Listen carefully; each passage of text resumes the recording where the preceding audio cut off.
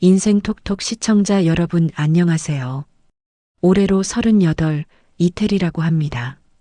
작은 회사 기획팀에서 10년째 일하고 있고 결혼 8년 차에 아직 아이는 없어요. 2달 전 저를 홀로 키우신 친정엄마를 암으로 보내드렸습니다.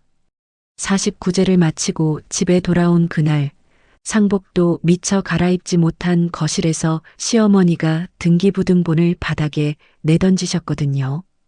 평생 시장통 좌판에서 남을 다듬던 손으로 모으신 그 집을 시누이 신혼집으로 내놓으라고요. 그 모욕이 너무 또렷해서 오늘 이렇게 이야기를 들려드리게 되었어요. 이야기 시작 전 저희 채널을 구독해 주시면 오늘 하루 큰 행운이 가득하시길 빌겠습니다. 오늘의 사연 시작합니다.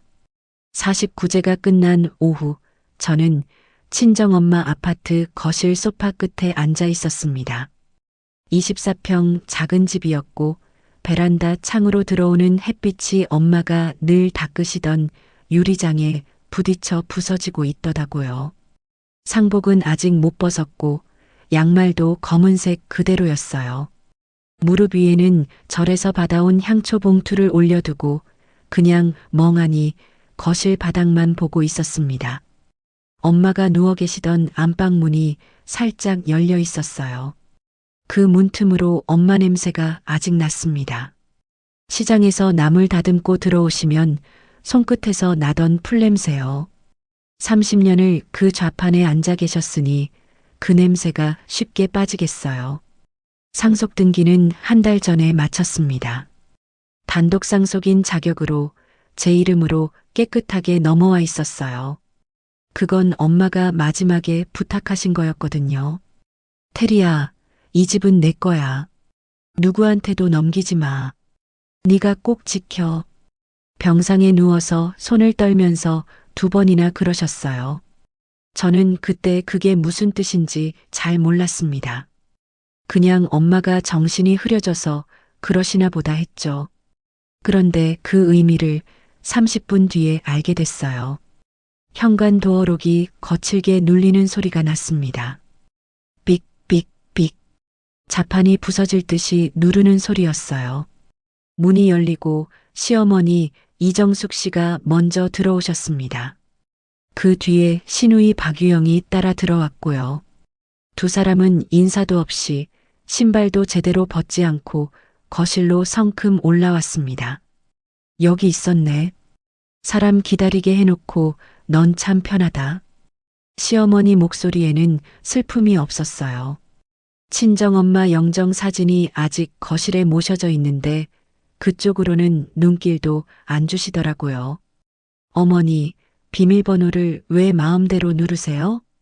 왜긴 왜야? 네가 예전에 알려줬잖아. 며느리 친정집이 뭐 남의 집이니? 알려드린 적 있죠. 8년 전 신혼 때 엄마 한번 모셔다 드리려고요. 그게 이렇게 쓰일 줄은 몰랐어요. 시누이는 뒤에서 손가락으로 거실을 휙휙 가리키고 있었습니다. 엄마, 여기 도배 싹 해야겠다. 장판도 촌스럽고 부엌도 낡았어. 신혼집 느낌이 하나도 안 나. 저는 일어서지도 못하고 그 2사람을 올려다봤어요. 머리가 멍해서 무슨 말부터 해야 할지 입이 떨어지지 않더라고요. 시어머니가 들고 온 서류 봉투에서 종이 한 장을 꺼내셨어요. 등기부등본 출력본이었습니다. 제 이름이 단독 소유자로 찍혀 있는 그 종이요. 그 종이를 거실 바닥에 툭 던지셨어요. 이거 다음 주 안에 유영이 명의로 돌려놔. 질질 끌 생각하지 말고. 저는 그 종이를 한참 동안 쳐다봤습니다. 무슨 말씀인지 처음에는 이해가 안 갔어요. 지금 뭐라고 하셨어요? 유영이 다음 달 결혼하는 거 알지? 신혼집 없이 시집 보내면 우리 집 체면이 뭐가 되니? 너는 친정엄마도 돌아가셔서 이 집 비었잖아. 산 사람이 써야지. 둘째한테 내놔. 양보. 그 말이 귀에 박혔어요. 어머니, 이 집은 제 엄마가 평생 모은 집이에요. 테리야. 그때 현관 쪽에서 남편 박재영의 목소리가 들렸습니다. 따라 들어와 있었더라고요. 그 사람은 신발장 옆에 비스듬히 기대선 채로 저랑 눈도 안 마주치고 있었어요. 또 예민하게 굴지 말고. 하나뿐인 내 동생 일이잖아. 가족끼리 이 정도는 해줄 수 있잖아. 목소리에 힘이 없었어요. 어머니를 말리는 사람도 아니고 저를 편드는 사람도 아니고 그냥 어딘가에 묻어가려는 사람 같았습니다. 여보, 당신도 지금 같은 생각이야? 누나 시집갈 때도 우리가 도와줬잖아. 유영이한테도 그 정도는 해줘야지. 당신 혼자만 가족인 척 빼지 마. 누가 도와줬다는 건지요. 저희 친정엄마는 좌판 한 평 놓고 평생을 사신 분입니다. 결혼식 때 축의금 받은 거 전부 저한테 돌려주셨어요. 한 푼도 안 쓰시고요. 그 사람도 다 알면서 그러는 거였어요. 신우이는 그 사이에 안방 문을 벌컥 열고 들어갔어요. 여기 장롱 뭐야? 너무 낡았잖아. 오빠 사람 불러서 빨리 빼. 이런 거 두면 집이 죽어. 엄마가 시집 오실 때 가져오셨다는 자개장이었습니다. 칠이 다 벗겨지고 손잡이도 2개나 빠져 있는 낡은 장롱이요. 엄마는 그 안에 당신 한복이랑 제 어릴 적 사진첩 그런 것들을 넣어두셨어요. 쿵! 장롱을 발로 차는 소리가 났습니다. 이건 그냥 버리자. 새 가구 드려야지. 신혼집에 이런 헛물건 놓으면 재수 없어. 저는 그제야 일어섰어요. 무릎이 떨렸습니다.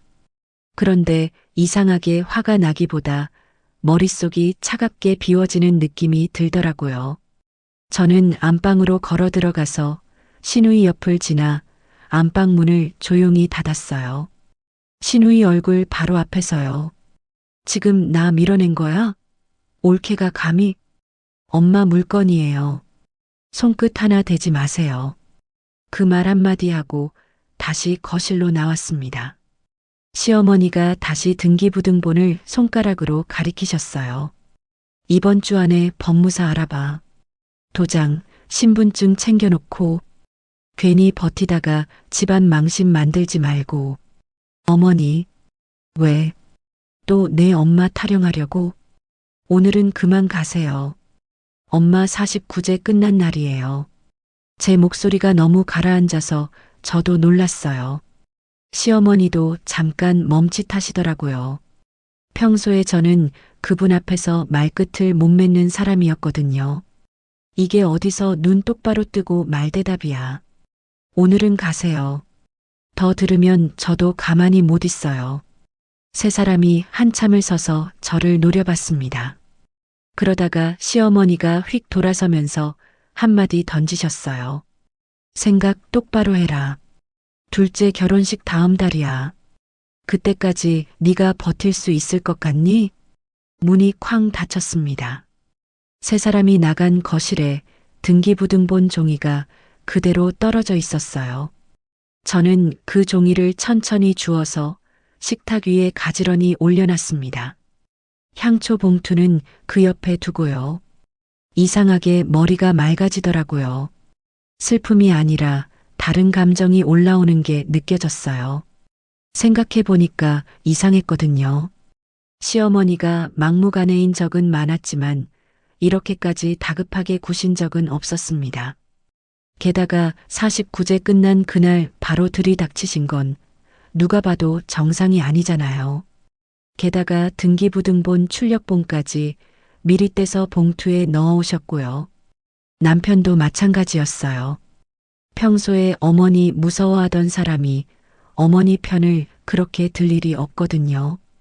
본인이 더 다급하지 않으면요. 문득 며칠 전 일이 떠올랐습니다. 남편 서재 책상 위에 처음 보는 금융사 봉투가 놓여 있었어요. 제2금융권 이름이었습니다. 저는 그때 무심코 지나갔어요. 회사 일 때문에 정신이 없어서요. 그리고 부부 공동생활비 통장요.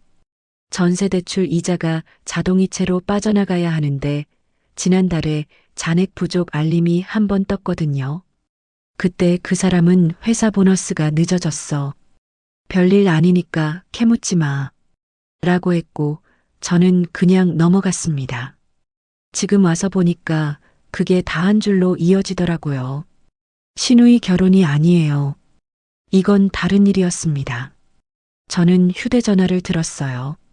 거래은행 상담센터 번호를 눌렀습니다. 손가락이 떨리지 않더라고요. 신호음이 2번 가고 상담원이 받았어요. 안녕하세요. 제 이름으로 들어간 대출 신청 내역, 담보 설정 내역, 신용조회 기록 전부 확인하고 싶습니다. 본인 확인 먼저 하겠습니다. 주민등록번호 말씀해 주세요. 또박또박 불러줬어요. 상담원이 키보드 두드리는 소리가 한참 들렸습니다. 그러다가 잠깐 침묵이 흘렀어요. 고객님, 혹시 최근에 직접 대출 신청하신 적 있으세요? 아니요. 저는 신청한 적 없습니다. 잠시만요. 내역 중에 확인이 필요한 부분이 있습니다. 내일 오전 중으로 정식 회신 드려도 될까요? 네. 최대한 빨리 부탁드립니다. 전화를 끊었습니다. 거실이 조용했어요. 영정 속 엄마가 저를 가만히 보고 계시더라고요. 저는 그 사진 앞으로 가서 잠깐 2 손을 모았습니다. 엄마, 이 집 절대 안 넘길게. 이번엔 내가 지킬게. 향초 봉투를 식탁에 올려놓고 등기부등본은 서랍에 넣어 잠갔어요. 그리고 안방 문을 열어 자개장 앞에 쪼그려 앉아 손잡이를 만져봤습니다. 엄마 손때가 묻은 그 자리예요. 손바닥 밑에서 나무결이 느껴지더라고요. 30년을 그 좌판에 앉아서 이 자개장 하나 끌어안고 살아오신 분의 흔적이요. 저는 그 자리에서 한참을 앉아 있었습니다. 슬픔은 이미 한 차례 지나가 있었어요. 대신 머릿속에서 내일 받게 될 은행 회신에 어떤 이름들이 올라와 있을지가 하나씩 정리되고 있었습니다. 남편 책상 서랍, 잔액 부족 알림, 미납된 이자, 갑자기 들이닥친 시어머니, 도배 비용을 계산하던 신우이의 손가락. 그게 한 줄로 깨어지더라고요. 49제 향냄새가 채 가시기도 전에 이 집을 노린 사람들이 누구인지, 그 사람들이 왜 이렇게 다급한지, 내일 그 답이 종이 한 장에 찍혀서 나올 거예요. 저는 자리에서 일어나 안방 불을 껐습니다. 거실에 영정 사진 앞 향 하나만 남겨두고요. 내일 아침이면 모든 게 시작될 거였습니다. 다음 날 아침 저는 평소보다 1시간 일찍 출근했습니다. 회사 사무실 자리에 앉아 모니터를 켜는데 휴대전화가 진동했어요. 거래은행이었습니다. 이태리 고객님 되시죠? 어제 신청하신 본인 명의 조회권 회신 드리려고요. 네, 말씀하세요. 고객님 명의로 지난주 금요일에 담보대출 사전심사 한 건이 접수돼 있습니다. 그리고 6개월 안에 다른 금융사 2군데에서 신용조회 기록이 떠 있고요. 직접 신청하신 거 맞으세요? 아닙니다. 수화기 너머에서 상담원이 잠깐 침묵했어요. 고객님, 그러면 명예 도용 가능성이 있어서요. 정식 신고 접수하시면 사전심사건은 바로 보류 처리되고 추후 본인 동의 없는 대출 진행 자체가 막힙니다. 진행하시겠어요? 진행해 주세요. 부탁드립니다. 전화를 끊고 한참을 가만히 앉아 있었어요. 어떤 그림인지 윤곽이 보이더라고요. 누가 한 짓인지도요. 신우이 결혼이 아니라 처음부터 그 사람이 짜놓은 일이었던 거예요. 점심시간이 다 되어갈 무렵 회사 보안 데스크에서 인터폰이 왔습니다. 이태리 사원님, 외부에서 어머님 되신다는 분이 오셨는데요. 급한 일이라고 하셔서 가슴이 한번 쿵 내려앉았어요. 어제 은행에서 보류 처리된 게 금융사 통지로 그 집에 들어갔겠죠. 그 사람이 어머니한테 달려갔을 거고 그래서 어머니가 여기까지 오신 거였습니다.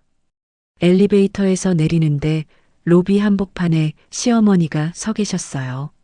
점심 먹으러 나가는 직원들이 두세 명씩 지나가는데 그 사이로요. 테리야. 목소리가 컸어요. 회전문 옆에 서 있던 안내 직원이 우리 쪽으로 고개를 돌렸습니다. 어머님, 일단 밖으로 좀. 너 어제 은행에 뭘 신고했어? 저는 잠깐 멈췄어요. 그 말이 의미하는 게 분명했거든요. 여기서 이런 얘기 안 됩니다. 밖으로 나가시죠. 안 돼. 너 지금 무슨 짓 하고 있는지 알아? 이거 다 우리 식구 일이야. 너 혼자 잘난 척 하면서 일 키우지 말고 이거나 빨리 도장 찍어. 시어머니가 가방에서 봉투를 꺼내셨어요. 명예 이전용 서류가 들어 있었습니다. 인감증명 동의서, 위임장, 그런 것들이요. 여기서요? 여기서가 어디야? 도장만 찍으면 다 끝나는 일이야. 왜 자꾸 일을 어렵게 만들어? 직원들 2명이 더 멈춰서서 우리 쪽을 봤어요. 한 사람은 같은 팀 후배였습니다. 얼굴이 화끈했는데 머릿속은 이상하게 차가웠어요. 문득 8년 전 일이 떠올랐거든요. 결혼하기 2달 전 그 사람이 어머니랑 같이 저희 친정에 찾아와서 손을 내밀었었어요. 아들이 회사 보증 잘못 써서 5천만 원 빚이 생겼는데 결혼 전에 정리해야 한다고요. 친정엄마가 좌판 보증금까지 빼서 그 돈을 채워주셨습니다. 저는 그때 한마디도 못했어요. 그 빚을 갚아주면서 시작한 결혼이었습니다. 그래서 그 긴 세월 동안 한 번도 시댁 앞에서 어깨를 펴본 적이 없었어요. 그런데 어제부터 뭔가가 바뀌었습니다. 엄마가 돌아가시고 49제가 끝나고 그 집 등기가 제 이름으로 넘어오면서요. 이제는 굽힐 이유가 하나도 없더라고요. 어머님, 그 서류 도로 가방에 넣으세요. 뭐? 여기는 제 직장입니다. 시어머니가 제 팔을 덥석 잡으셨어요. 손톱이 셔츠 소매를 파고드는 느낌이었습니다. 이태리, 너 정신 차려. 둘째 결혼식이 코앞이야. 시댁 식구가 이렇게 매달리는데 너 진짜. 손 놓으세요. 목소리가 차분하게 나오더라고요. 시어머니가 흠칫하셨어요. 저는 그 손을 한 손으로 잡아서 천천히 떼어냈습니다. 한 번 더 손대시면 경찰 부릅니다. 너 이게 어디서? 저는 보안 데스크 쪽으로 걸어가서 보안 요원에게 정중하게 말했어요. 외부인이 업무 방해하고 계십니다. 정중히 내보내주세요. 보안 요원이 시어머니에게 다가가는 동안 저는 뒤도 돌아보지 않고 엘리베이터에 탔습니다. 닫히는 문 사이로 시어머니가 입을 다물지 못한 채 끌려나가는 모습이 보였어요. 엘리베이터 안에서 잡혔던 팔을 한번 쓸어봤습니다. 손톱 자국이 셔츠 위로도 빨갛게 올라와 있더라고요. 자리로 돌아오니 카카오톡 알림이 떠 있었습니다. 신우이였어요. 엑셀 파일이 한 장 첨부돼 있더라고요. 열어보니 도배장판 인테리어 견적이 줄줄이 적혀 있었습니다. 그 아래에는 필요 가구 리스트가 항목별로 정리돼 있었어요. 침대, 화장대, 식탁, 소파 비고란의 가격까지 다 적혀 있었습니다. 밑에는 짧은 메시지가 한 줄 와 있었어요. 새언니, 이거 새언니가 부담해줘야 할 것 같은데 다음 주까지 답 줘. 저는 답하지 않았습니다. 대신 화면을 한 장씩 캡처해서 따로 만들어둔 폴더에 저장했어요. 캡처본 파일명에 날짜를 또박또박 적어 넣었고요. 답을 안 하는 게 답이라는 걸 그쪽이 알아채려면 시간이 좀 걸리겠죠. 퇴근하고 집에 들어가니 그 사람은 소파에 앉아 있었습니다. 텔레비전 화면을 보는 게 아니라 멍하니 앞만 보고 있더라고요. 여보, 왔어. 오늘 어머님이 회사로 오셨어. 응? 왜 오셨는지는 알지?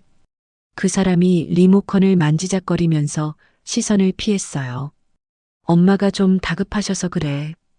동생 결혼 코앞이고. 전세대출 이자 3개월 밀린 거 알아? 리모컨을 만지던 손이 멈췄습니다. 그게 왜? 이번 달이 80만 원이고 3개월이면 그 2배가 넘어. 자동이체 안 되고 있더라. 통장 잔액 부족이라서. 회사에서 보너스가 좀 늦게 들어와서. 그럼 회사 월급은 어디로 가고 있어? 그 사람이 잠깐 입을 다물었어요. 그러다가 갑자기 목소리를 높이더라고요. 야, 너 지금 뭐 하는 거야? 동생 신혼집 얘기 나오니까 갑자기 통장까지 뒤져. 너 동생 질투하냐? 질투. 그 단어가 거실 공기에 잠깐 떠 있었어요. 저는 그 사람 얼굴을 가만히 봤습니다. 본인이 무슨 말을 했는지 아는 것 같았어요. 시선을 피하더라고요. 평소 같았으면 화가 났을 거예요. 그런데 그 순간엔 화가 안 났습니다. 대신 머릿속에 한 줄이 또렷하게 그어졌어요. 이 사람은 지금 뭔가를 감추고 있다. 본인이 약점 있는 사람이 갑자기 큰 소리치는 법이거든요. 그 사람 평생의 습관이었습니다. 미안. 내가 좀 예민했나 봐. 저는 한 발 물러서는 척했어요. 그 사람이 안심하라고요. 피곤하지. 들어가자. 그 사람이 한번 길게 한숨을 쉬더니 안방으로 들어갔습니다. 밤 12시가 넘었을 때 안방에서 코 고는 소리가 들렸어요.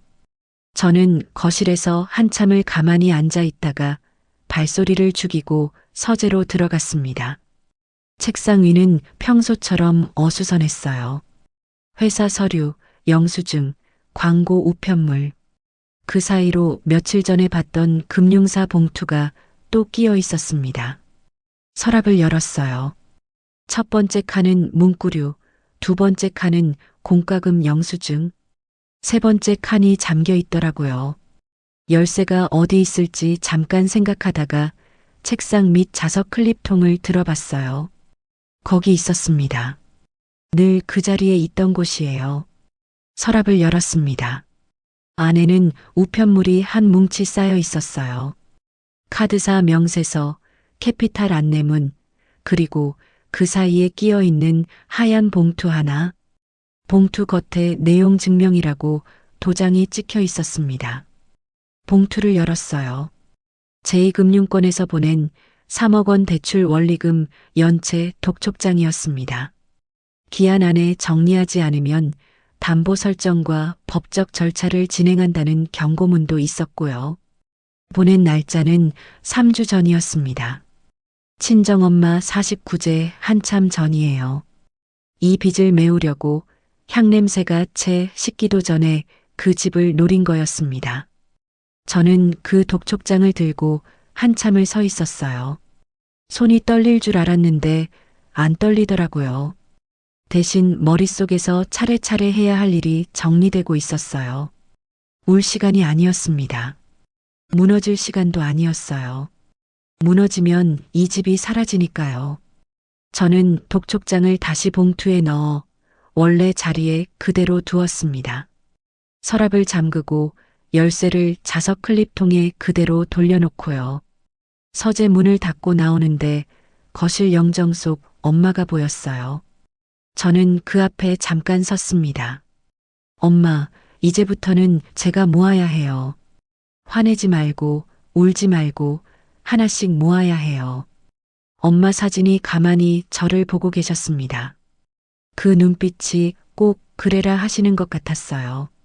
거실 불을 끄고 휴대전화를 들어 메모장에 한 줄씩 적기 시작했어요. 모아야 할 것, 알아봐야 할 곳, 만나야 할 사람. 이 집을 지키기 위한 목록이 그날 밤 처음으로 한 장 쓰였습니다. 다음 날 점심시간, 저는 반차 대신 점심시간을 1시간만 길게 잡고 친정엄마 집으로 향했습니다. 회사에서 차로 30분 거리였어요. 엘리베이터 안에서 저는 가방에서 새 비밀번호를 적어둔 메모지를 꺼냈습니다. 엄마 생신 날짜로 잡았어요. 4월 12일. 현관 앞에 서서 도어록 카드를 위로 밀고 관리자 메뉴를 열었습니다. 옛 번호를 입력하고 새 번호로 2번 입력. 삑 하는 소리와 함께 빨간 불이 한 번 깜빡였어요. 이걸 진작했어야 했는데 49제 끝난 그날 들이닥치는 거 보자마자 했어야 했는데 그 마음이 들었지만 그 늦은 하루 때문에 지금 보게 될 진짜 그림이 있다는 것도 알았습니다. 문을 열고 들어갔어요. 엄마 향이 아직 났습니다. 그 풀냄새요. 저는 신발을 벗고 거실로 천천히 들어갔습니다. 신우이가 도배 어떻게 하느니 장판 갈아야 하느니 하면서 가리켰던 자리들을 한번 둘러봤어요. 베란다, 부엌, 화장실, 작은 방. 엄마가 손때 묻혀둔 자리들이 그대로 있었습니다.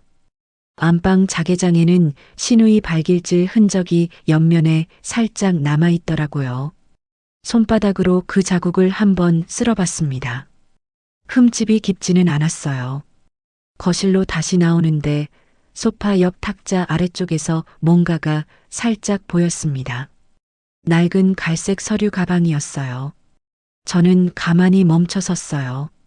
그 가방을 본 적이 있거든요. 그 사람이 결혼 전부터 들고 다니던 거래처 만날 때 가지고 가던 가방이요. 손잡이 한쪽이 떨어져서 테이프로 감아둔 자국이 있는 그 가방. 49제 일주일 전쯤 그 사람이 어머니를 모셔다 드린다고 잠깐 들렀다 간 적이 있었어요. 저는 그때 회사에 있었고요.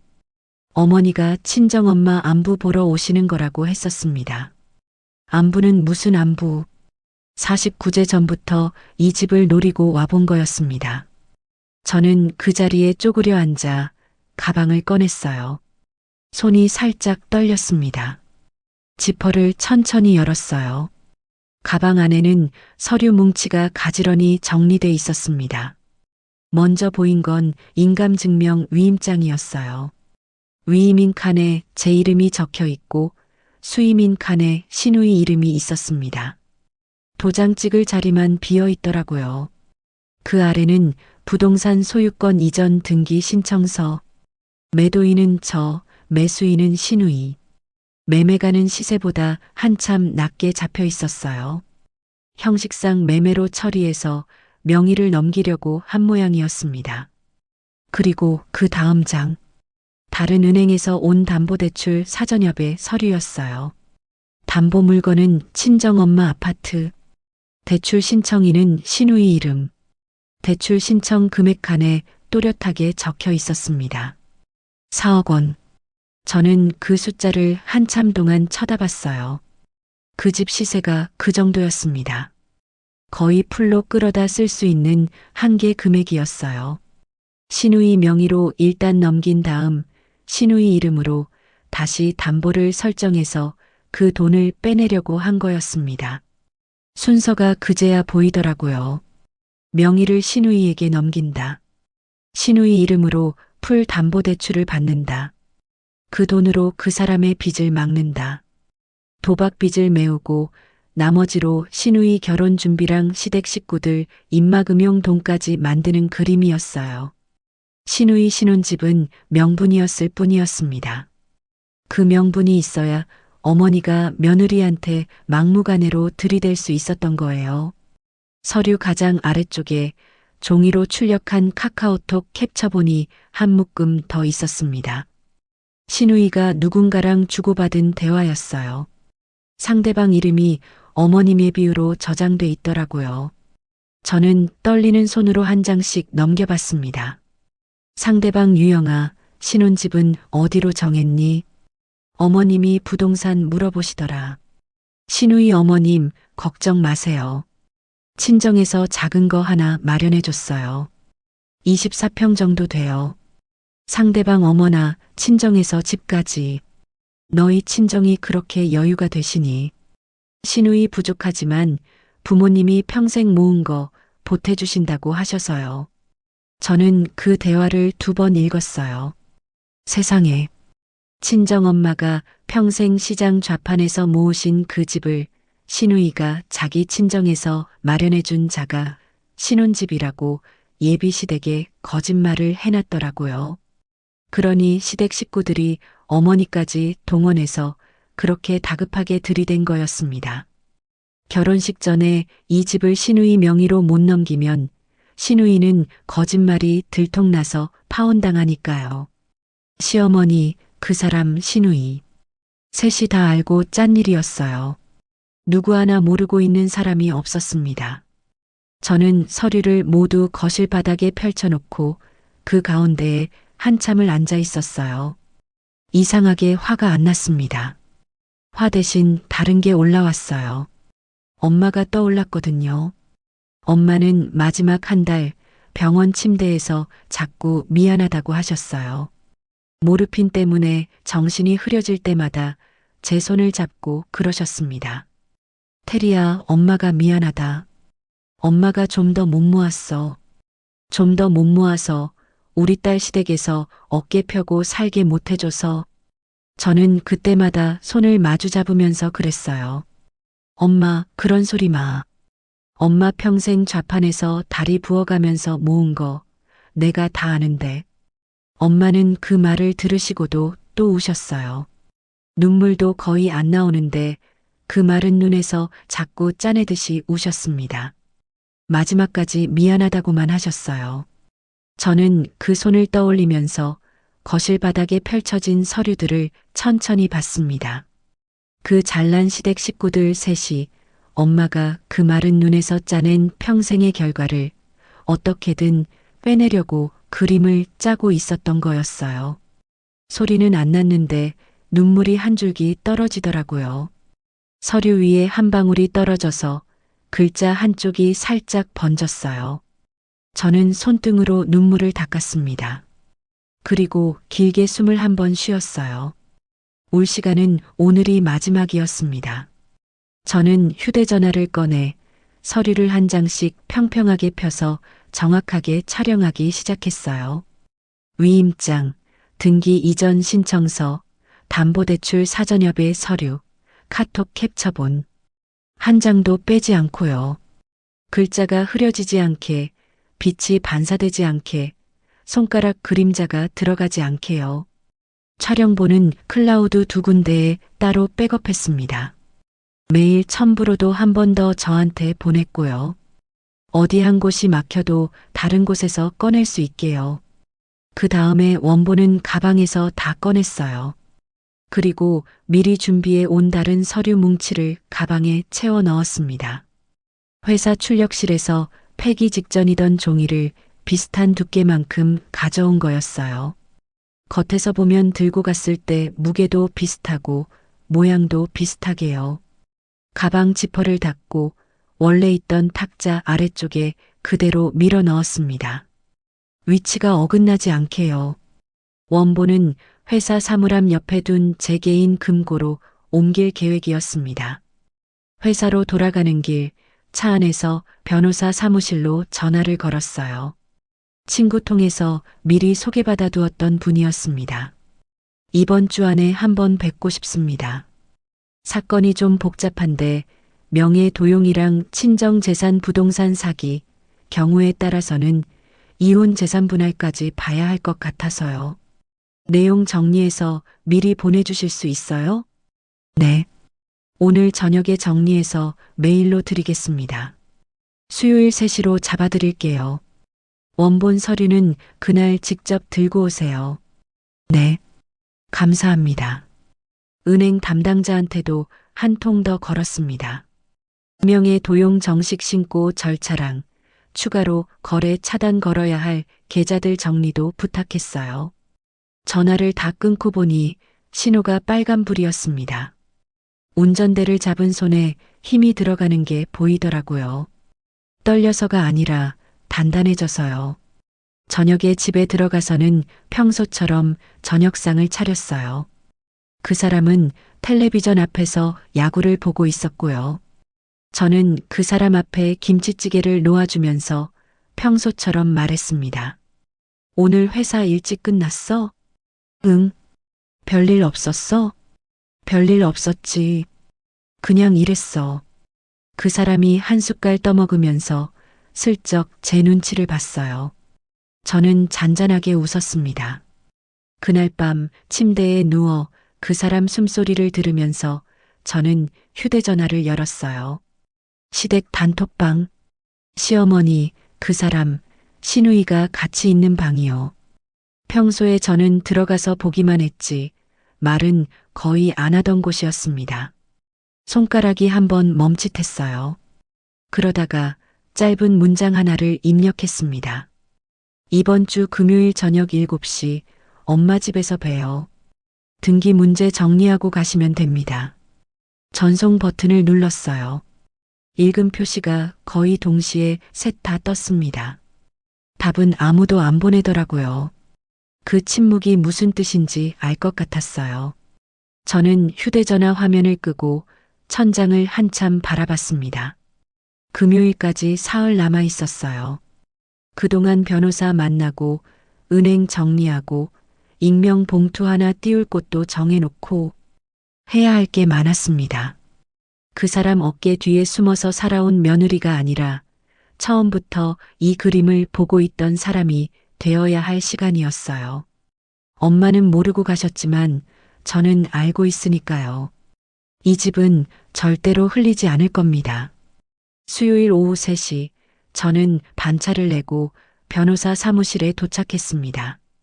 작은 빌딩 5층, 사무실 안은 조용했고 책상 위에는 미리 보내드린 메일 출력본이 정리돼 있더라고요. 저는 가방에서 클리어 파일 2개를 꺼냈어요. 원본 서류들이었습니다. 그날 친정엄마 집에서 가져온 것들이요. 그리고 휴대전화에서 클라우드 폴더를 열어 촬영본을 변호사 노트북으로 전송했습니다. 변호사는 한 장씩 천천히 넘겨봤어요. 그러다가 한 장에서 손가락을 멈추셨습니다. 고객님, 이거 한번 보세요. 은행 신용정보 조회 결과지였어요. 변호사가 형광펜으로 표시한 줄이 2개 더 있었습니다.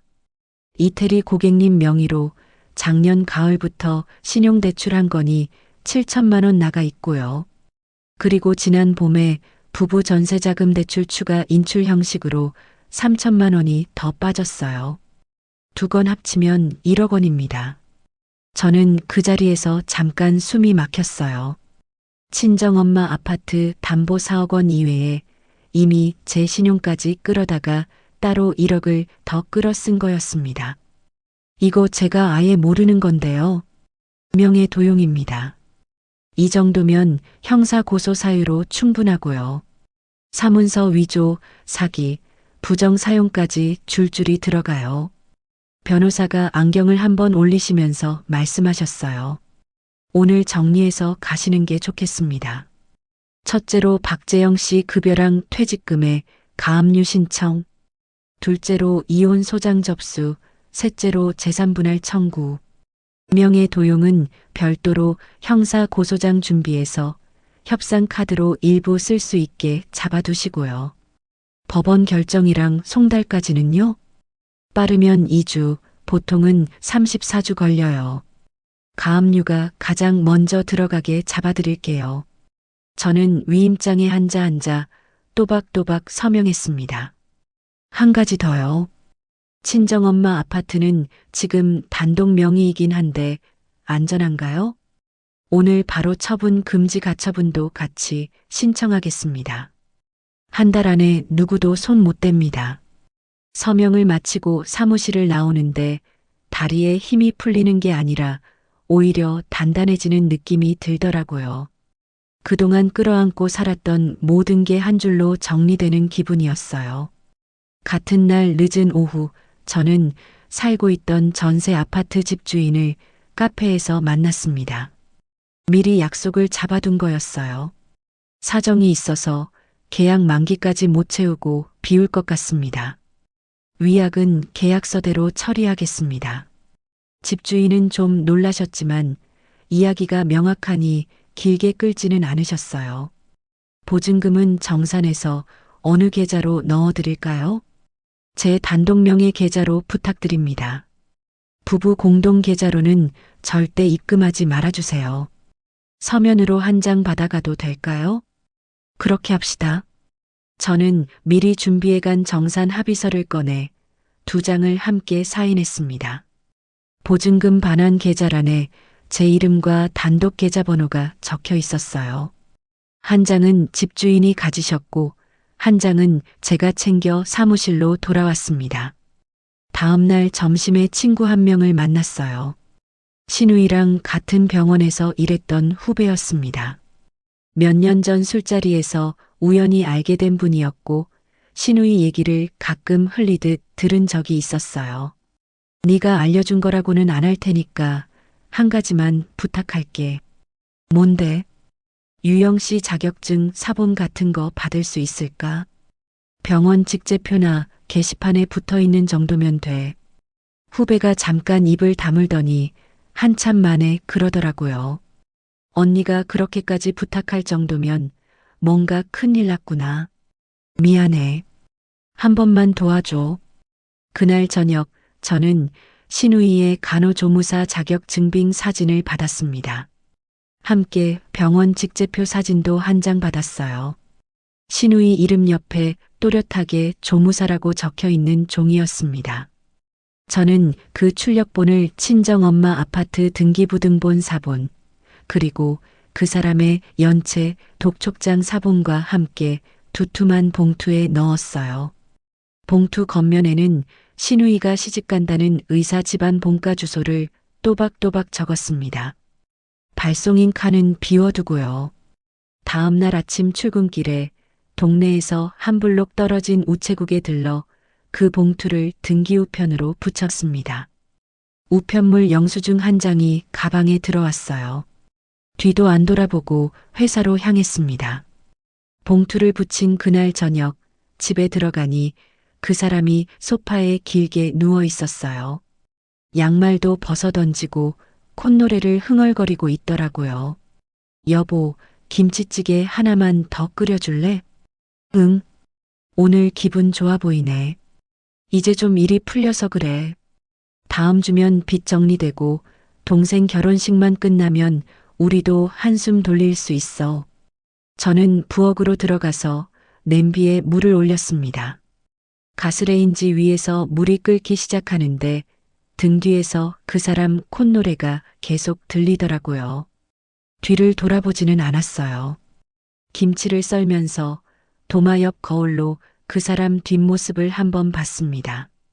한쪽 다리를 흔들면서 휴대전화로 뭔가를 보고 있더라고요. 김칫국부터 마신다는 게 어떤 모습인지 그 순간 정확히 봤어요. 저는 김치찌개를 끓여 평소처럼 상을 차렸습니다. 그 사람이 한 숟갈 떠먹으면서 한마디 더 했어요.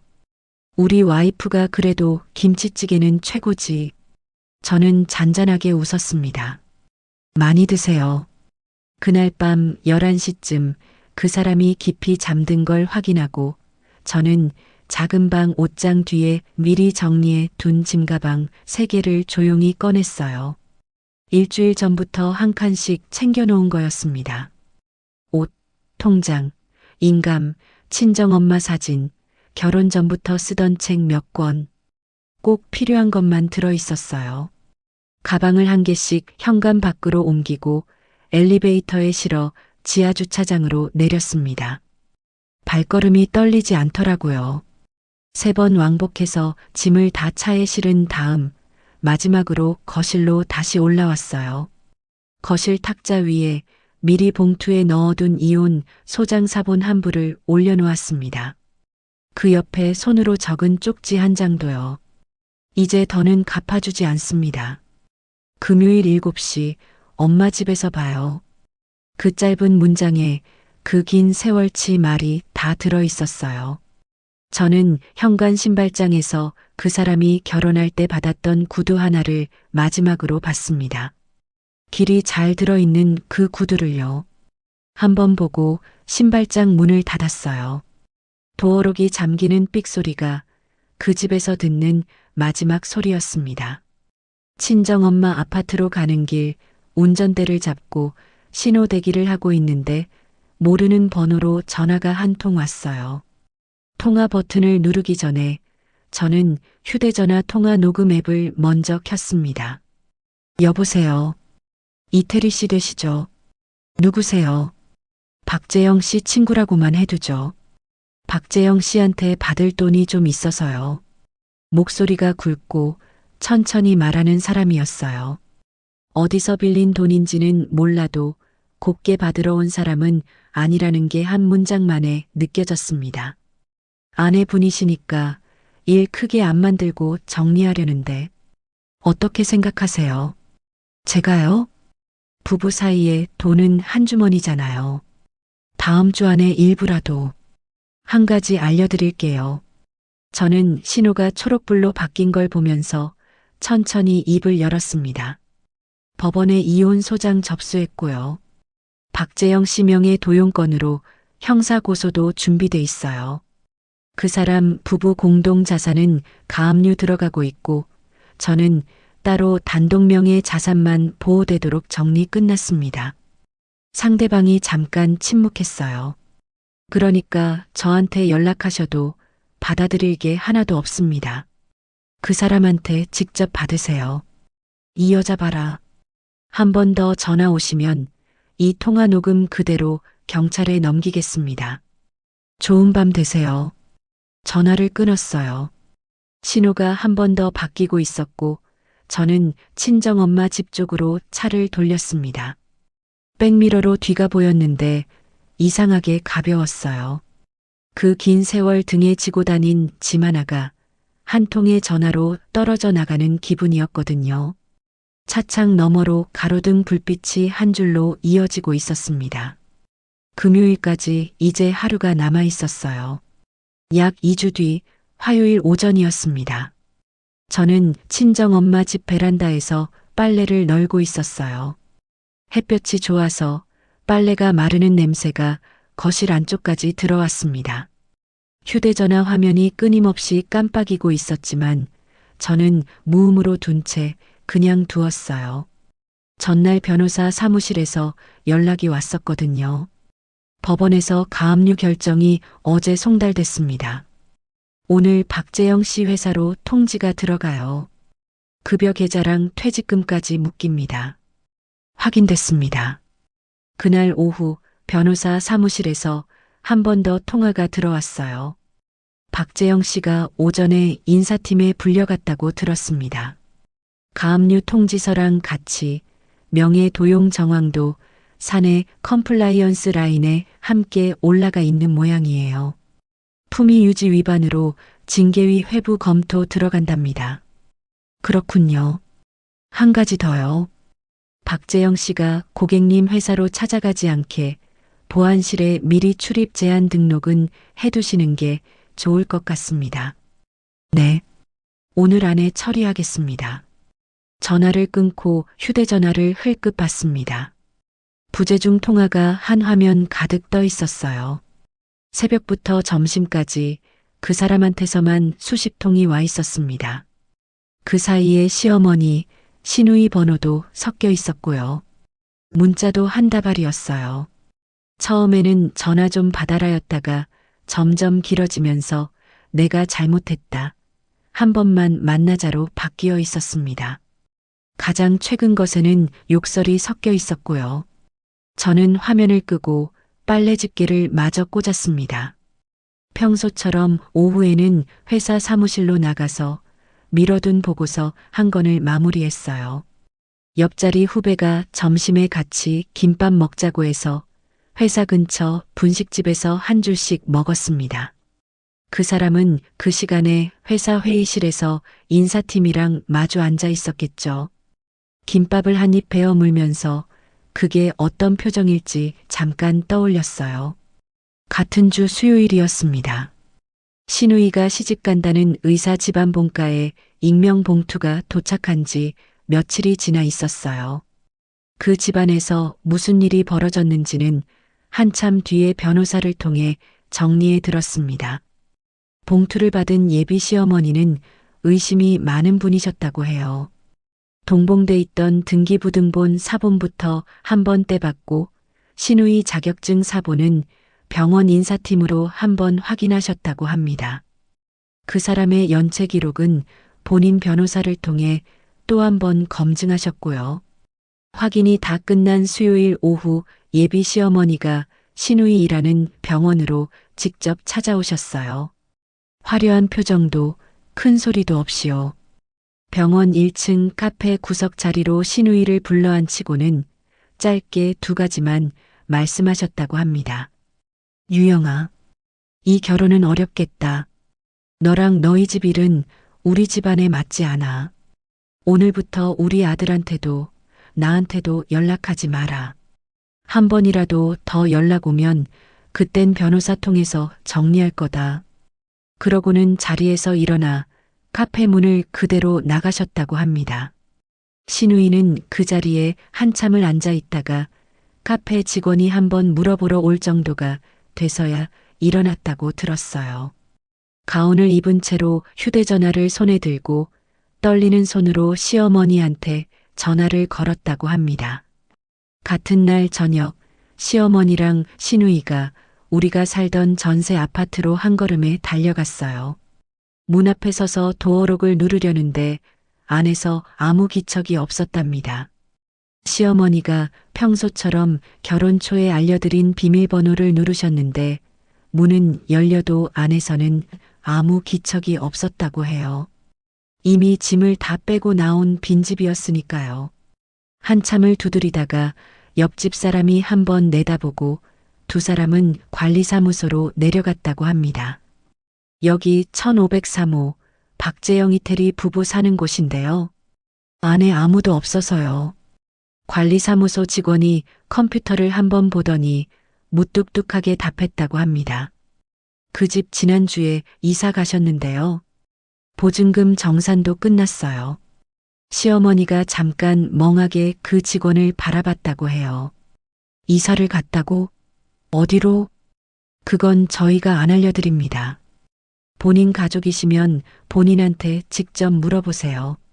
복도로 다시 올라가는 길에 두 사람은 우편함 앞에 잠깐 멈춰 섰다고 합니다. 우편함 안에 안내문 한 장이 꽂혀 있었거든요. 법원에서 보낸 이혼 소송 관련 송달 안내문이었습니다. 신우이가 그 안내문을 빼서 한번 읽고 다리에 힘이 풀려서 복도 바닥에 주저앉았다고 해요.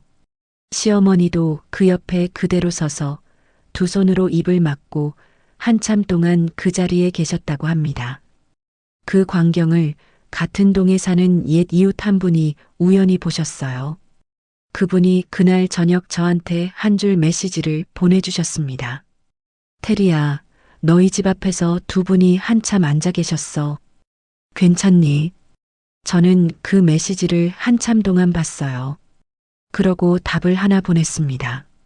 네, 괜찮아요. 신경 써주셔서 감사합니다. 휴대전화를 내려놓고 거실 영정 사진 쪽으로 한번 시선을 두었어요. 엄마, 거기서 다 보이시죠? 엄마 사진이 그 자리에서 가만히 저를 보고 계셨습니다. 그리고 금요일이 왔어요. 저녁 6시 반쯤 저는 친정엄마 집 거실 등을 켜놓고 인터폰 화면을 한번 확인했습니다. 복도 카메라가 잘 잡히는지요. 식탁 위에는 미리 출력해둔 서류 사본들이 봉투에 가지런히 들어가 있었어요. 명의 도용대출 신청서, 그 사람의 연체 독촉장, 신우이의 카톡 캡처본 핵심 부분. 7시 5분쯤 인터폰 화면에 세 사람이 들어왔습니다. 시어머니가 앞에 서서 도어록 키패드를 노려보고 있었어요. 그 옆에 신우이가 며칠 전과 다르게 화장기 하나 없는 얼굴로 서 있었습니다. 둘 다 외출복은 입었는데 옷매무새가 어쩐지 흐트러져 있더라고요. 그 사람은 뒤에 한 발 떨어져 서 있었어요. 어깨가 잔뜩 굽어 있고 한 손으로 자기 옆머리를 자꾸 만지작거리고 있었습니다. 도어록 키패드 소리가 났어요. 삑삑삑. 빨간 불이 깜빡거리는 게 인터폰 화면으로도 보였습니다. 시어머니가 한 번 더 누르셨어요. 또 빨간 불. 또 누르셨어요. 또 빨간 불. 테리야. 목소리가 복도에 울렸어요. 평소처럼 큰 목소리였는데 어딘가 갈라져 있었습니다. 테리야, 문 열어. 그 옆에서 신우이가 끼어들더라고요. 새언니, 잠깐만이라도. 우리 얘기 좀 해. 응? 그 사람은 그 사이에 한마디도 안 했어요. 그냥 뒤에 서서 누나랑 어머니 등 뒤만 보고 있었습니다. 저는 거실 의자에 앉아 인터폰 화면을 가만히 봤어요. 세 사람의 얼굴이 한 화면에 다 들어와 있었습니다. 다급한 얼굴 둘, 그리고 그 뒤에 숨은 얼굴 하나. 이 그림이 그동안 제가 등 뒤로 살아온 그림이었어요. 시어머니가 앞에서 소리치면 시누이가 옆에서 거들고 그 사람은 뒤에 숨어서 묻어가는 그림. 그렇게 굴러갔던 거예요. 오늘은 그 그림이 인터폰 화면 안에 갇혀 있었습니다. 저는 식탁으로 가서 미리 준비해둔 봉투를 들었어요. 그리고 천천히 현관으로 걸어갔습니다. 문 손잡이를 잡고 살짝, 정말 살짝 열었어요. 사람이 들어올 수 있는 폭이 아니라 한 손이 겨우 빠져나갈 폭만요. 테리야. 시어머니가 그 틈으로 손을 밀어 넣으려 했어요. 저는 한 발 뒤로 물러서면서 손에 든 봉투를 거꾸로 들었습니다. 봉투 안의 서류들이 복도 바닥으로 우수수 떨어졌어요. 그 사람의 명의 도용대출 신청서, 4억 원이 적힌 담보대출 협의서, 제2금융권에서 보낸 연체 독촉장 사본, 그리고 신우이의 카톡 캡처본. 종이가 복도 바닥에 흩어지는 동안 저는 그 틈으로 한 줄을 던졌습니다. 이게 등기 문제예요, 어머님. 보고 정리해서 가세요. 그러고 다시 문을 닫았어요. 도어록이 잠기는 소리가 인터폰 화면 너머로 세 사람의 얼굴 위에 떨어졌습니다. 문이 닫히고 1분쯤 지났을까요? 복도에서 부산스러운 소리가 났어요. 종이가 바스락거리는 소리, 누가 발을 동동 구르는 소리, 그리고 시어머니의 갈라진 목소리. 이게 다 뭐야? 저는 인터폰 화면을 봤습니다. 그 사람이 복도 바닥에 엎드리다시피 한 자세로 흩어진 종이들을 허둥지둥 주워 담고 있었어요. 손이 떨리는 게 화면으로도 보이더라고요. 한 장 줍다가 다른 장이 떨어지고 또 줍다가 또 떨어지고 그 옆에서 시어머니가 한 장을 빼앗아 들고 글자를 들여다보고 계셨고요. 저는 거실로 가서 거치대에 휴대전화를 꽂고 카메라 녹화 버튼을 눌렀습니다. 그리고 다시 현관으로 돌아와 도어록을 한 번 더 풀었어요. 문을 이번에는 좀 더 열었습니다. 사람이 한 명 들어올 수는 없지만 제가 복도로 보일 만큼은요. 여보. 그 사람이 고개를 들었어요. 종이 한 장을 손에 든 채로요. 오늘은 어머님이랑 동생만 보내고 들어가지. 동생 질투하는 거 아니니까 사실 확인이나 하고 가세요. 그 사람 손이 잠깐 멈췄어요. 시어머니가 그 옆에서 영문도 모르고 저랑 그 사람을 번갈아 보고 계셨고요. 테리야, 너 무슨 소리? 어머님. 저는 시어머니 쪽으로 눈을 돌렸습니다. 평소처럼 떨리던 목소리가 아니라 한자 한자 또박또박 끊기는 목소리가 나오더라고요. 바닥에 떨어진 그 종이 한번 읽어보세요. 우리 친정엄마 아파트 신우이 명의로 넘긴 다음 거기에 풀로 담보 잡아서 큰 돈을 빼내려고 작성한 서류예요. 신청인 칸에 누구 이름이 있는지 도장 자리에 누구 인감이 있는지 한번 보세요. 시어머니가 손에 든 종이를 떨면서 다시 들여다보셨어요. 유영아, 이게 너 명의로? 옆에 서 있던 신우이가 화들짝 놀라서 한 발 물러섰습니다. 엄마, 그건 그냥 형식적으로. 형식적으로? 저는 한 발 더 나가서 말했어요. 형식적으로 명의 넘기는 거 아니에요. 명의가 시누이 앞으로 가는 순간 그 집은 시누이 거고 그 집에 새로 잡힌 담보로 빠진 돈은 전부 그 사람 빚 메우는 데 들어갈 거였어요.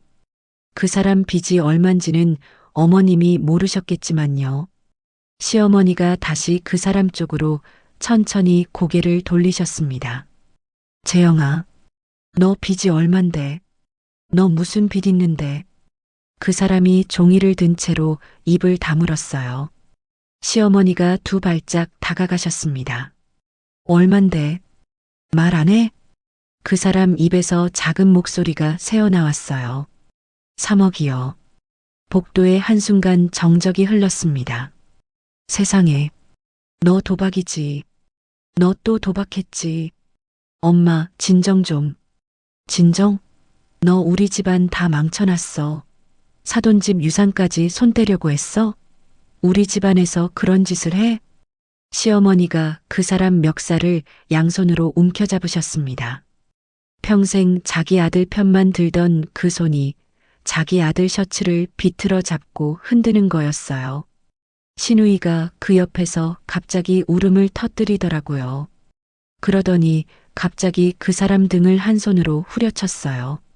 오빠, 오빠 때문에 나 파혼당했잖아. 오빠 빚 때문에 그 봉투 받았다고. 그 봉투 때문에 내 신혼조회까지 다 털려서 결혼 망했다고. 유영아, 미안하다, 미안해. 미안해서 끝날 일이야? 오빠 그 빚 한 번이라도 우리한테 말했어? 엄마는 알았어? 몰랐어. 내가 그걸 어떻게 아니? 엄마는 왜 새언니한테 그렇게 들이댔어? 오빠 말만 듣고. 복도 한가운데서 며칠 전까지 한편이던 세 사람이 서로 잡고 흔들고 후려치고 있었습니다. 종이는 그 발 밑에서 짓밟히고 있었고요. 저는 그 광경을 가만히 봤어요. 거실랑 카메라가 그대로 돌아가고 있다는 걸 한번 확인하고요. 인터폰 화면도 같은 그림을 잡고 있었습니다. 그러다가 시어머니가 갑자기 저쪽으로 휙 돌아서더니 제가 살짝 닫아둔 현관문을 발로 차기 시작하셨어요. 테리, 너 나와. 너도 이 집안 며느리지.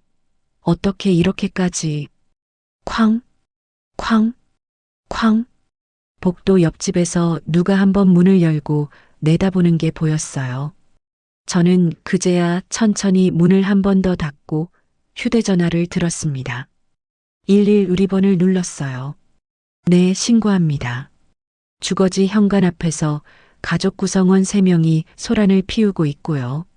시어머니가 제 현관문을 발로 차고 계세요.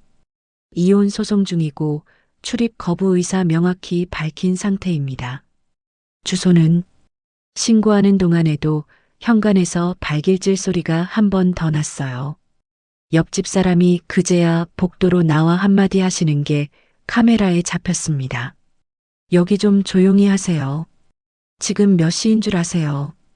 시어머니가 그 옆집 분한테까지 한마디 하시려다가 신우이가 옆에서 어머니 팔을 잡아 끌었어요. 엄마, 그만. 그만. 10분쯤 지나서 경찰차 한 대가 도착했습니다. 인터폰 화면에 두 분의 경찰관이 복도에 올라오는 모습이 보였어요. 저는 그제야 문을 열고 복도로 나갔습니다.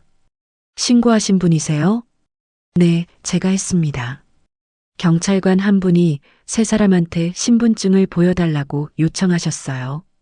시어머니가 또 한마디 하려고 했지만 다른 한 분이 정중하게 끊으셨습니다. 어머님, 일단 신분 확인부터 하겠습니다. 여기는 신고자분 주거지이고요. 들어오시면 주거 침입에 해당될 수 있습니다. 저는 경찰관에게 변호사 사무실에서 받아둔 서류 한 부를 건넸어요. 이혼 소송 접수증, 가압류 결정문 사본, 그리고 출입 거부 의사를 적어둔 한 장짜리 서면이었습니다. 이혼 소송 중이고요. 이쪽 세 분은 가족 구성원이지만 제 단독명의 주거지에 대한 출입 권한이 없습니다. 도어록 비밀번호도 변경 완료된 상태고요. 경찰관 한 분이 서류를 한번 살펴보시고 세 사람 쪽으로 돌아서서 단호하게 말씀하셨어요. 세 분 모두 일단 이 자리에서 나가셔야 합니다. 더 머무르시면 주거침입 현행범으로 처리됩니다. 그 사람이 그제야 저한테 한 발 다가오면서 사정을 하려고 했어요. 테리야, 한 번만, 진짜 한 번만. 박재영 씨, 경찰관이 그 사람 어깨를 가볍게 잡았어요. 여기는 현장입니다. 본인 입장은 다른 자리에서 정리하세요. 그 사람이 저를 한 번 봤어요. 저는 그 사람 눈을 마주보지 않았습니다. 그 사람의 어깨 너머 복도 바닥에 흩어져 있는 그 종이들을 봤어요. 그 사람이 들어왔던 그날 거실에서 등기부등본을 보고도 시선을 피하던 모습이 떠올랐거든요. 어머니 뒤에 숨어 동생 핑계로 저를 매도하던 그 입도요. 그게 마지막이었어요. 그 사람의 어떤 말도 저한테 닿지 않았습니다. 경찰관이 세 사람의 인적사항을 확인하고 시어머니의 발길질 부분은 별도로 조서 작성이 가능하다고 안내해 주셨어요. 저는 일단 오늘은 퇴거 조치만 부탁드리고 시어머니 부부는 변호사 통해서 추후 정리하겠다고 답했습니다.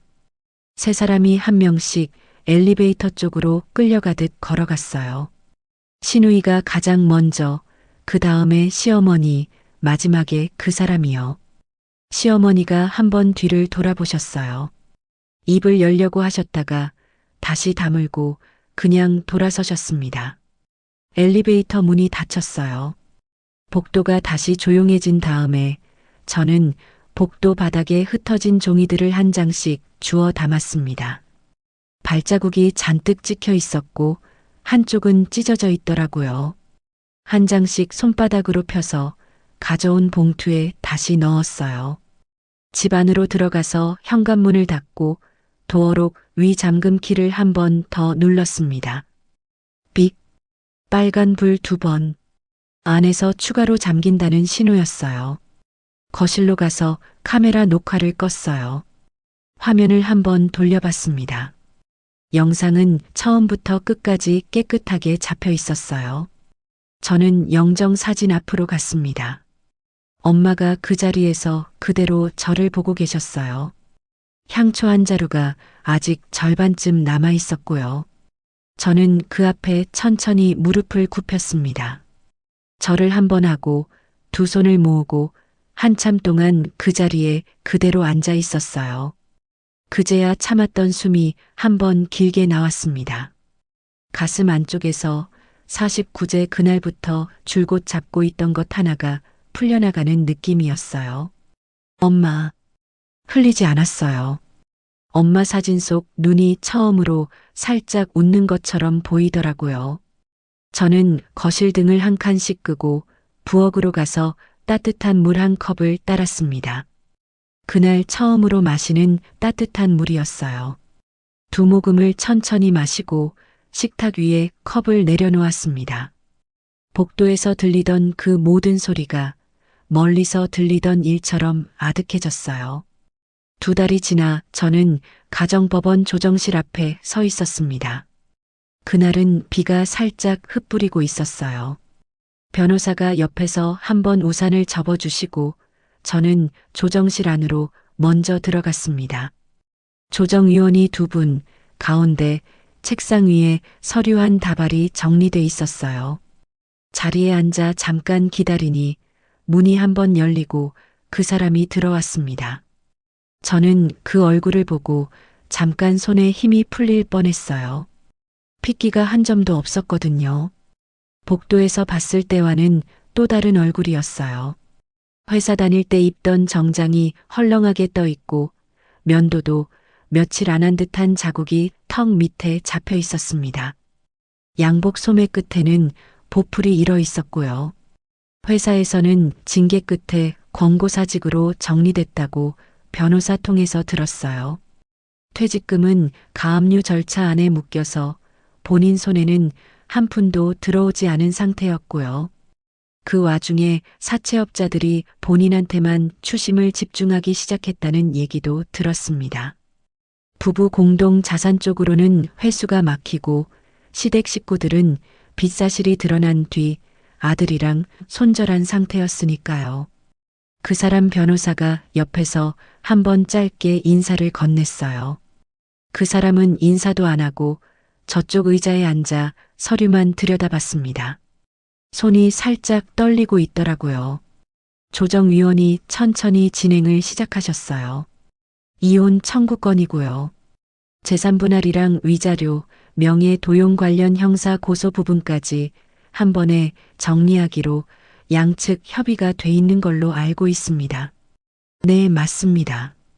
저쪽 변호사가 책상 위에 한 장짜리 서류를 한 번 더 올려놨어요. 그 사람 쪽에서 미리 작성해 온 권리 포기 각서였습니다. 본인 박재영은 친정 상속 재산 일체에 대한 권리를 주장하지 않으며 부부 공동명의 자산 정산 결과에 이에 제기하지 않을 것을 약속함. 조항이 길었어요. 한 줄씩 짚어가며 변호사가 설명해 주셨고 저는 한자 한자 천천히 확인했습니다. 그 사람도 한번 읽어 내려갔어요. 그러다가 마지막 칸 도장 찍는 자리에서 한 번 손이 멈췄습니다. 저 한 가지만요. 목소리가 갈라져 있었어요. 명예 도용 부분, 형사는 안 가실 거죠? 일부 취하해 주신다고 들었는데요. 네. 저는 책상 너머로 또박또박 답했어요. 권리 포기 각서에 서명하시고 부부 공동 자산 정산 끝까지 협조해 주시면 명예 도용 관련 형사 고소는 일부 취하로 정리하겠습니다.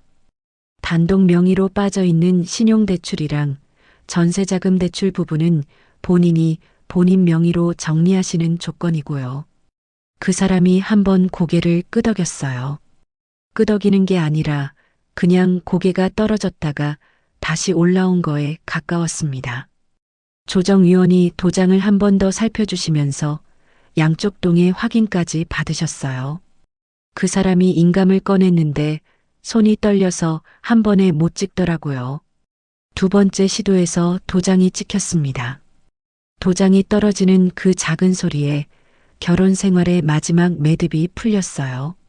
조정실을 나오는데 그 사람이 복도에서 잠깐 저를 잡으려 했어요. 변호사가 한번 가로막아 주셨고 저는 그대로 엘리베이터 쪽으로 걸어갔습니다. 엘리베이터 안에서 휴대전화를 봤더니 모르는 번호로 전화가 한 통 와 있었어요. 받아보니 시어머니의 친구라는 분이었습니다. 테리야, 그래도 시어머님이신데 한 번만 만나줄 수는 없겠니? 아들 빚 일부라도 좀 갚아주면 안 되겠냐고 하시더라. 저는 잠깐 듣다가 정중하게 끊었어요. 죄송합니다. 저는 이혼이 정리됐고요. 그 부분은 변호사 통해서 정식으로 연락 주세요.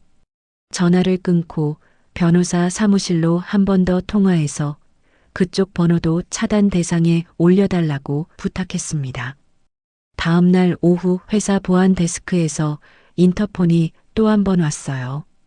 한 번 더 들었을 때 가슴이 내려앉지 않더라고요. 그냥 또 오셨구나 싶더라고요. 이태리 사원님, 어머님 되신다는 분이 또, 네. 출입 제한 대상 명단에 그 이름 등록돼 있는 거 확인 부탁드려요.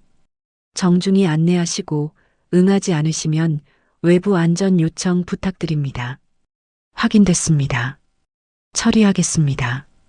저는 자리에서 일어나 화장실에 다녀오는 길에 로비를 잠깐 내려다봤어요. 한층 위에서요. 시어머니가 보안요원 두 분 사이에서 한 손으로 가방을 꼭 쥐고 계셨습니다. 옷차림이 평소보다 단정하지 못했어요. 머리도 가다듬지 않은 듯 했고요. 한번 입을 열어 뭐라 하시려다가 보안요원이 정중하게 출입증 등록 명단을 보여드리니 잠깐 입을 다무시더라고요. 어머님, 이쪽 분 회사 출입 제한 대상으로 등록돼 있어서요. 들어가실 수 없습니다.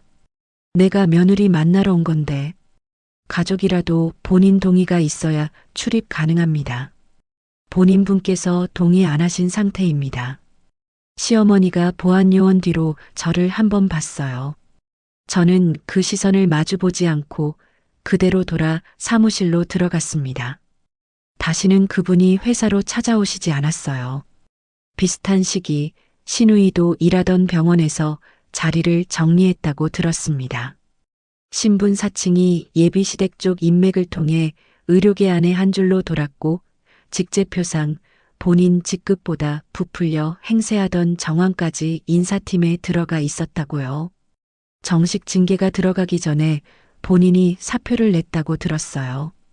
그 뒤로 신우이는 오빠 빚 일부를 떠안기로 시어머니랑 합의했다고 합니다. 가족회의에서 결정된 게 아니라 사채업자들이 신우이 직장이랑 시어머니 주소까지 다 알아낸 상태에서 양보할 부분을 양보한 거였어요.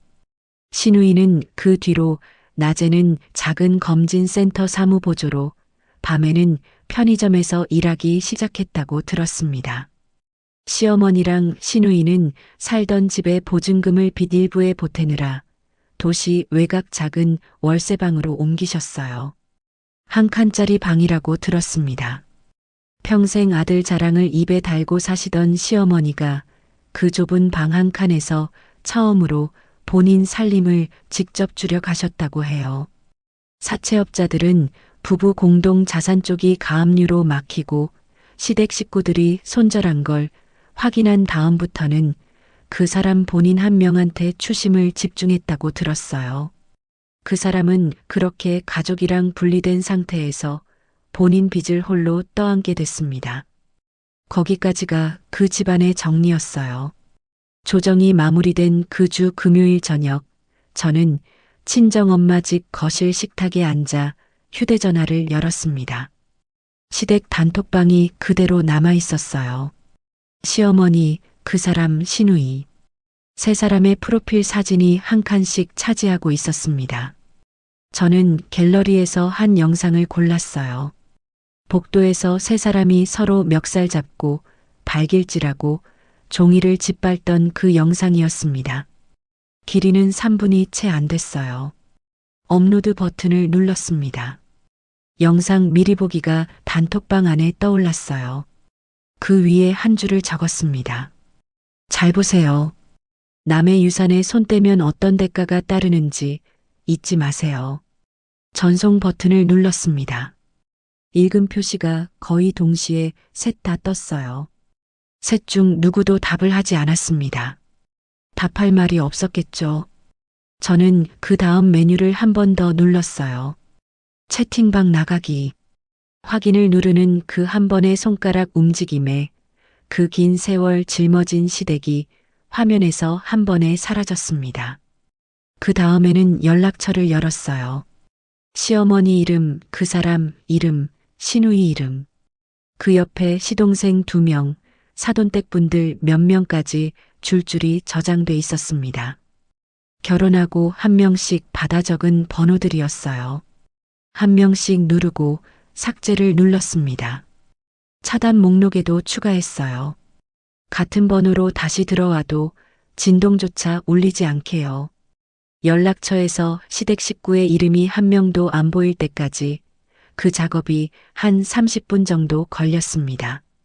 마지막 한 명을 지우고 저는 휴대전화 화면을 한번 길게 봤어요. 명단이 끝난 자리에 친정엄마 이름이 그대로 남아 있었습니다. 차마 지울 수 없어서 그대로 두었던 그 이름이요. 저는 손가락 끝으로 그 이름을 한번 가만히 쓸어봤어요. 엄마, 다 정리됐어요. 엄마 영정 사진이 거실 한쪽에서 그대로 저를 보고 계셨어요. 빗줄기는 그쳤고 거실 창으로 저녁 햇살이 한 줄 길게 들어오고 있었습니다. 저는 휴대전화를 식탁에 내려놓고 부엌으로 가서 따뜻한 차를 한 잔 우렸어요. 엄마가 좋아하시던 보리차였습니다. 김이 한 줄 올라오는 그 잔을 두 손으로 감싸 쥐고 식탁 의자에 앉았습니다. 처음으로 그 집안에 저 혼자였습니다. 그런데 그 혼자라는 게 외롭지가 않았어요. 가벼웠어요.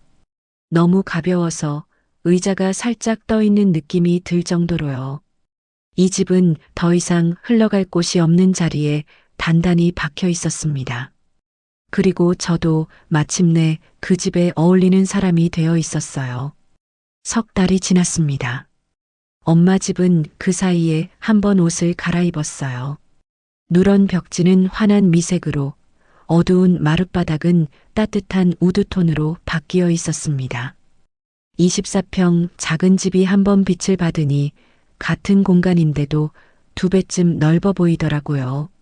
저는 한 칸 한 칸 직접 골랐어요.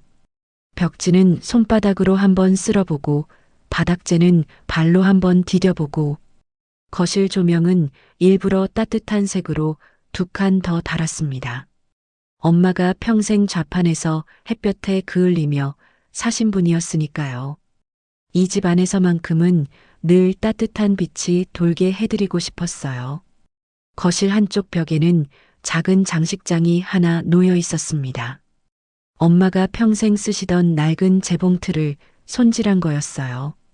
살아계실 때 가게 한쪽에 두시고 시간 날 때마다 제 옷단을 직접 고쳐주시던 그 재봉틀이요. 가구 만드시는 분께 부탁해서 바늘판은 그대로 두고 받침대만 새로 짜 넣어 작은 콘솔로 만들어 두었습니다. 그 위에는 엄마 사진이 한 장.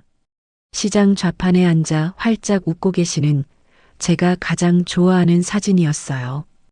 회사에서는 그 사이에 큰 변화가 한 번 있었습니다.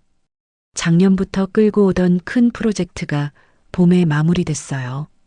한참을 미뤄두었던 일이었는데 이혼 정리가 끝나고 마음이 한 줄로 정돈된 다음부터는 진도가 빠르게 나가더라고요. 보고서 한 권이 나왔고 클라이언트 평가에서 그해 최고점을 받았습니다. 그 결과로 한 번 인사 발표가 있었어요. 인사팀에서 통화가 왔습니다. 이태리 사원님, 다음 분기부터 팀장 발령 났습니다. 축하드립니다. 네, 감사합니다. 전화를 끊고도 한참은 실감이 안 났어요. 10년 동안 그 자리에서 묵묵히 일만 해왔는데 무언가가 끝까지 막혀 있는 줄 알았거든요. 알고 보니 그건 일이 막혀 있었던 게 아니라 제 어깨 위에 시댁 무게가 얹혀 있었던 거였어요. 그 무게가 내려가니까 일이 한 번에 풀린 거였습니다. 그날 퇴근길에 저는 회사 근처 백화점 식품관에 들렀어요. 평소에는 마트 할인 코너에서 한참을 들여다보고 골랐던 사람이었는데 그날만큼은 진열대 사이를 천천히 걸었습니다. 신선한 송로향이 살짝 도는 치즈 한 조각, 작은 빵집의 호밀빵 한 덩이, 그리고 와인 코너 앞에 한참 서 있었어요. 드시는 분 따로 계신가요? 아니요. 저 혼자 마실 거예요. 그러시면 이쪽 가벼운 화이트는 어떠세요? 식사 안 하셔도 부담 없으세요. 병 라벨이 깔끔한 와인 한 병을 골랐습니다. 가격을 한번 봤는데 평소에는 그냥 지나치던 칸이었어요. 그날은 망설이지 않고 카드를 내밀었습니다. 종이 가방을 한 손에 들고 백화점을 나오는데 어깨가 가벼웠어요. 평생 누구를 위해서 골라본 적은 많았지만 저 자신만을 위해 골라본 건 그날이 거의 처음이었거든요. 같은 시각 도시 외곽의 한 칸짜리 월세방에서는 다른 풍경이 흐르고 있었다고 들었습니다.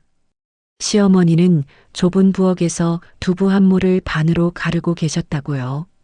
사들고 온 봉지에 다른 반찬은 없었고 두부 한 모랑 콩나물 한 봉지, 평생 며느리한테 시키시던 그 모든 살림을 처음으로 두 손으로 직접 하고 계셨다고 합니다. 전화기는 진동 모드로 꺼져 있었고요. 도움을 청할 사람도 받아줄 사람도 더는 남아있지 않다는 걸 그제야 실감하고 계셨다고 들었어요. 그 사람은 그 시간에 도시 외곽 건설 현장에서 일용직 일을 마치고 합숙소로 돌아가는 길이었다고 합니다. 손에는 그날 받은 일당이 든 봉투가 들려 있었고요. 그 봉투의 거의 전부는 다음날 사채 채권자한테 한 줄씩 갚는 대로 빠져나갈 돈이었답니다. 길고 고된 그 회복은 이제 막 시작이었어요. 누구도 대신 갚아주지 않는 본인의 빚을 본인의 손으로 한 줄씩 줄여가는 시간이었습니다. 저는 그 사람들의 소식을 변호사 통해 가끔 한 줄로 받아 듣되 따로 찾아보지는 않았어요. 그 사람들의 길은 그 사람들의 길이고 저의 길은 이제 다른 방향으로 나 있었으니까요. 집으로 돌아와 저는 식탁에 종이 가방을 올려놓고 한 가지씩 꺼냈습니다. 치즈, 호밀빵, 그리고 와인. 와인 잔은 결혼 전에 친구가 선물해줬던 한참 동안 찬장 안에서 잠자고 있던 잔으로 골랐어요. 식탁에는 그날 미리 꺼내둔 서류 2개가 한쪽에 놓여 있었습니다. 하나는 이 집의 등기권리증이었어요. 단독 소유자 칸에 제 이름이 또렷하게 찍혀 있는 어떤 시댁 식구도 손댈 수 없는 그 종이요. 다른 하나는 은행에서 새로 발급받은 예금잔고 증명서였어요. 결혼 후 그 긴 세월 동안 그 사람의 빚을 메우느라 자꾸 비어있던 그 칸이 처음으로 채워지기 시작한 종이었습니다. 액수가 큰 돈은 아니었어요. 하지만 그 한 줄 한 줄이 더는 새어나가지 않는 돈이었어요. 저는 와인을 잔에 따랐습니다. 노을빛이 거실 창으로 들어와 와인 색이랑 한결로 섞이더라고요. 천천히 한 모금을 마셨습니다. 입안에서 차가운 산미가 한번 돌고 목구멍 아래로 따뜻하게 내려갔어요. 그날 처음으로 누구의 눈치도 보지 않고 마시는 한 잔이었습니다. 거실 한쪽 영정 사진 속 엄마가 그 자리에서 가만히 저를 보고 계셨어요. 엄마, 같이 한잔해요. 저는 잔을 영정 쪽으로 살짝 기울여 한번 보여드렸습니다. 엄마 사진 속 눈이 그 자리에서 환하게 웃고 계신 것 같았어요. 시장 좌판에 앉아 활짝 웃으시던 그 얼굴, 그대로요. 49제 그날, 같은 거실에 저는 검은 상복을 입고 주저앉아 있었습니다. 향초 봉투를 무릎 위에 올려두고 어디로 가야 할지 몰라서 그냥 멍하니 거실 바닥만 보고 있던 그날이요. 그 자리에 지금은 환한 실내복 차림으로 와인 잔 한쪽 끝을 손가락으로 가볍게 두드리며 앉아 있는 사람이 있었어요. 같은 거실이었는데 다른 공간이었습니다.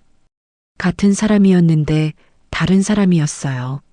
3달 전에 무릎이 떨려서 일어서지 못했던 저는 더 이상 거기에 없었습니다.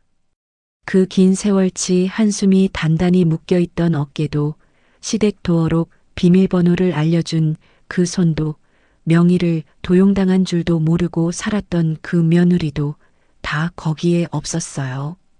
대신 단독명의 등기권리증을 손바닥 위에 올려놓을 줄 아는 사람이, 채권자 전화를 통화 녹음과 함께 받아넘길 줄 아는 사람이, 회사 로비에서 외부인 출입 제한을 단호하게 부탁할 줄 아는 사람이 거기 있었습니다. 엄마는 마지막에 흘리지 말아라고 하셨어요. 그 말씀이 처음에는 집을 흘리지 말라는 뜻인 줄 알았는데 지금 와서 보니 다른 뜻이 한결 더 있었습니다. 너 자신도 흘리지 마라. 누가 너를 헐값에 가져가게 두지 마라. 그런 뜻이었어요.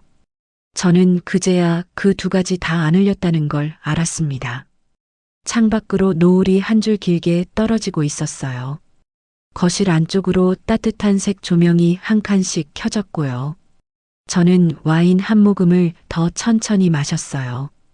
그리고 식탁에 놓인 등기권리증을 한번 손바닥으로 쓸어봤습니다. 그 옆 잔고 증명서도요. 종이 2장이 식탁 위에 가지런히 놓여 있었습니다. 그 둘이 지금의 저였어요. 엄마가 30년을 그 좌판에 앉아 다리 부어가며 모으신 자리.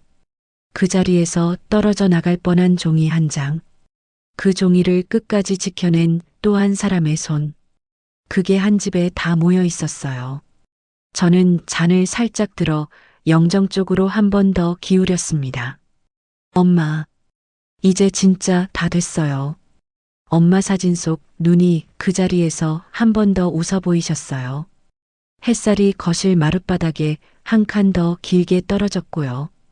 여기까지 들어주신 분들께 저도 마지막 인사 한 줄 남깁니다. 끝까지 함께 해주셔서 감사합니다. 흘리지 않으셔도 되는 자리에서 흘리지 않으셔도 되는 마음으로 오래오래 평안하시기를 바랍니다. 저는 와인 잔을 다시 입에 가져갔습니다. 거실 안에는 이제 누구도 함부로 들어올 수 없었어요. 오늘 이야기 어떻게 들으셨나요? 부모가 평생 모으신 자리를 자식이 지켜내는 일, 그게 결코 쉬운 일이 아닙니다. 화내고 울고 매달리는 것보다 한 통의 전화, 한 장의 서류, 한 번의 침착한 손길이 사람을 더 멀리 데려가지요. 어머님, 아버님들 중에도 마음 한쪽에 비슷한 응어리 안고 계신 분 있으실 거예요. 한 가지만 기억해 주세요. 흘리지 않으셔도 됩니다. 누구한테 헐값에 마음 내어주지 않으셔도 됩니다. 늦었다 싶을 때가 사실은 지금 시작해도 늦지 않은 때입니다. 이야기를 끝까지 들어주셨다면 잘 들었다고 댓글 하나만 남겨주세요. 구독과 좋아요를 눌러주시는 모든 분들이 행복하시길 기원합니다. 오늘 함께 해주신